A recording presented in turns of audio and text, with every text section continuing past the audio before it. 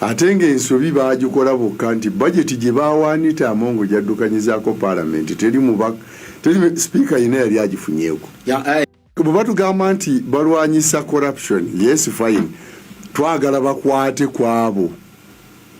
Era wisenge badde corruption twandibadde tulaba ba parliamentary commissioners abaagabana ebitaano abaagabana emmeka bonna nga bali mu ssaaga yeetya.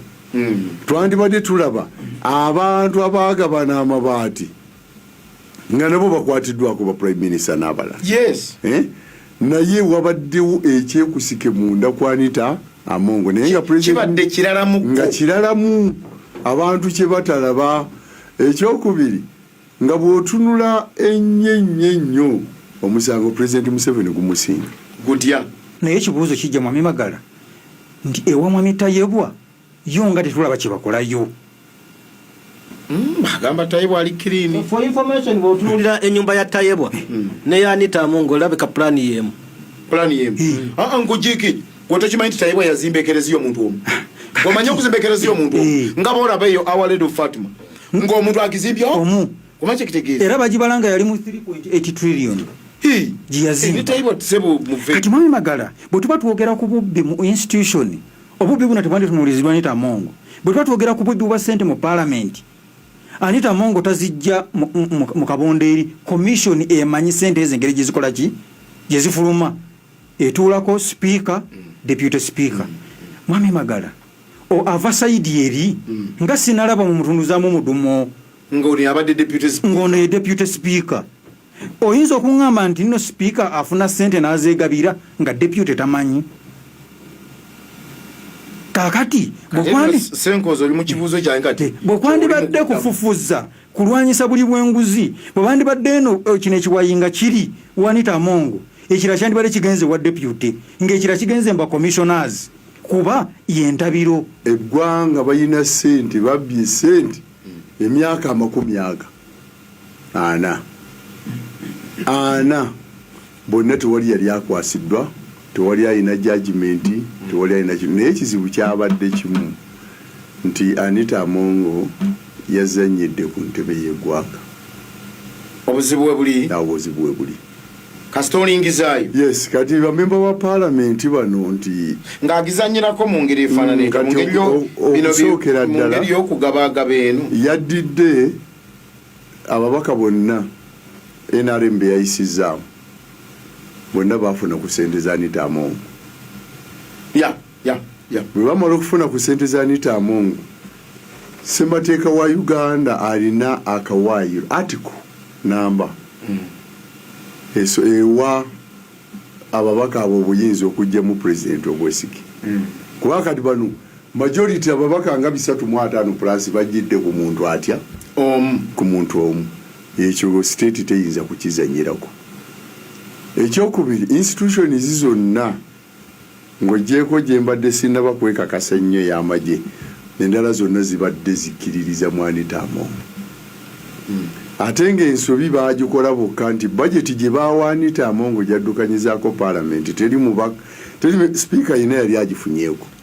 Nebadde era nti wali ne president bwe yabayita yabuuza Kadaga wakolanga otya. Kadaga abadde addukanya parliament ya Uganda ne billions 4. 4 billions buwumbi buna. Anita Amongo abadde addukanya parliament ya Uganda n'obuwumbi 19. Yabukubyamu emirundi ena mu ssente gundi zabadde addukanyamu ki parliament y'eggwanga. Kakati ssente zino ne zijja nga zakimulatinga. Corruption bw'ogamba okwata nga wabadde olwanyisa nguzi obadde tolina kukwata Anita Amongo yekka. Mukyala Anita Amongo ku fayiro president gy'alagayo yateekateekebwa ku nsonga ze ejja ku budde bw'akaluka bwa sipiika ku fayiro ye. President Museveni avunaanyizibwa ku sipiika mu budde bwa kuba nti Anita Amongo ayagala akalulu era nga buli munnauganda alaba Anita Amongo ndi omu ku bantu abamanyi mu NRM ng'era buli muntu alaba Anita Amongo ndi abadde ajja okulayira nga ababaka bamutembeeta bamujajjatta bakola ki ke kaseera president w'eggwanga walabira Anita Amongo nti muli wanguzi era walina okukwatibwa. Bw'abanga onabbidde emyaka 5 naye ababidde emyaka 40 bo bayina containers mmeka ewaka obanga ono abadde ne zikonteina emyaka 5 ffe wetubeerera ffe amanyifu abaavu omwana bw'ayonoona omanya era n'ogamba nennyina omwana oyo ayonoonye mutereezi naye ewaanitaamu ekibadde kisinga okuwunya obubi zibadde sente si bubi bw'abaana naye kati gerageranya abo abamaze nazo emyaka obanga nammeere ye bamusanze na buwumbi nammeere bamusanze na buwumbi nti olutalo lwa mwami Museveni ne mwami Muhoozi lubadde lwa Anita Mongo butalabikira mu kalulu butesimbawo ne muŋŋamba nti nno tazannyira kalulu takola atya mwami Museveni oluza lwaki yaleka Kadaga najjanga independent ye yamuleka ono yamugamba eryanya erimute amawulire galaga nti mu nsisinkano yagaana okulaga nti atadde ekintu kwe kumuteekako omudumo aleme kulabikira kalulu era eryanya lino eri mu meeting ku lwokuna ekiro okulokutana ekiro yagaana Amongo yagamba kati eryanya eriteekeddwa okwanita Amongo ku mirandira gye yasimbye ekimu ku binyozeza mwami Museveni mu bukulembeze kutya of course kati eryanya eriteekeddwa okwanita Amongo kufuba kulaba nti bwoba olemedde mu kalulu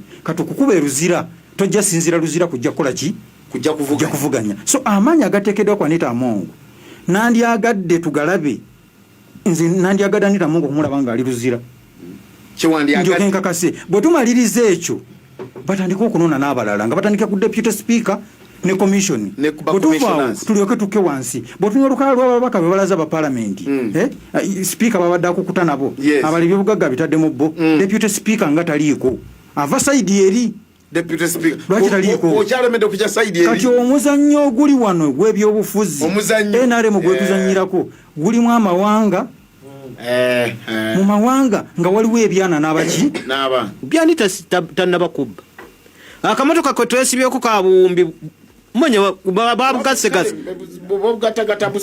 busatu bwe butyo naye njagala nkubuuze wali omusajja kati nga basaamu kuteesa tugende twaze ennyumba ye tunasangamu sente meka yakugamba nti akyalya kuzajjajjaawe neza kitawo tanaba zitandika kakati mu nteekateeka ezifaanana bwe zityo Mr. Samu ebintu byonna ebyaleetedde Anita Amongo ebizibu abadde akoze step nnene yatambudde Uganda eno yonna mu campaign nkugambye yatambula ne president era njagala nkubuulire nga muganda wange Kirumira bwakugambye ababaka bonna ababadde mu parliament tewali atabaddeko tofaaliri kati ate ekyasinze okumala eggobe mu kibya bwe bagenze ekyankwanzi president abadde abasiibula n'abagamba mbasuubiza obukadde 10 mbawaddeko 20 Anita n'abawa 10 n'aga mujja kusasula mpola mpola bonna ababaddeyo n'abawa soft loan n'agamba baba oli abasuubiza 10 takoze eki takibawadde abadde asoomoza president n'abagamba nze nina ebitongole bisobola okubawa essente naye ngazize bwe batugamba nti balwanyisa corruption yes fine twagala bakwate kwabo era wesinga badde corruption twandibadde tulaba ba parliamentary commissioners abaagabana ebitaana abaagabana emmeka bonna nga bali mu ssaaga yeetya twandibadde tulaba abantu abaagabana amabaati nga nabo bakwatiddwako ba prime minister n'abalala naye wabaddewo ekyekusike munda kwanita Amongo naye nga president nga kiralamu abantu kye batalaba ekyokubiri nga bw'otunula ennyo omusango president Museveni gumusinga gutya naye ekibuuzo kijja mwami Magala nti ewa mwami Tayebwa yo nga tetulaba kye bakolayo agamba Tayebwa ali clean for information bw'otunulira ennyumba ya Tayebwa ne Anita Amongo labika plan yemu nkujiki gwotokimanyi nti Tayebwa yazimba ekereziya omuntu omu omanyi okuzimba omuntu omu nga boolaba eyo Our Lady of Fatima ng'omuntu agizimbye omu omanyi kyekitegeeza era bagibalanga yali mu 3.8 trillion kati mwami Magala bwe tuba twogera ku bubbi mu institution obubbi buno tebandi tunuulizibwa Anita Amongo bwe tuba twogera ku bubbi bwa ssente mu parliament Anita Amongo tazijja mu kabondeeri commission emanyi ssente ezo engeri gyezikola ki gyezifuluma etuulako speaker deputy speaker